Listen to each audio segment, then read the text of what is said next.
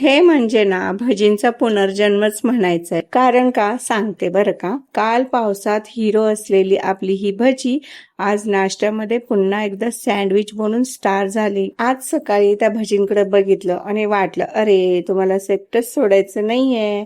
मग काय ब्रेड काढला, भजीमध्ये बसवला आणि तयार झाले ना भजीची सँडविच. आपल्या घरात ना उरलेल्या पदार्थांचं नशीबही भारीच असतं बरं का.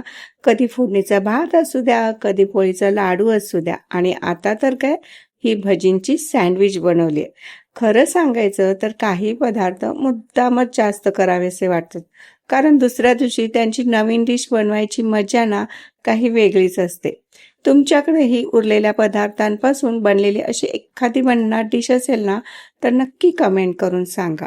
साधंसं सँडविच हो, पाव घ्यायचा, त्याच्यावरती कोणतं असेल ते घरातलं सॉस टाकायचं, भजी तुकडे तुकडे करून टाकायचे, बारीक चिरलेला कांदा टाका, शेव असेल तर शेव टाका आणि कुरकुरीत असं हे भाजून मस्त गरमागरम खाऊन बघायचं.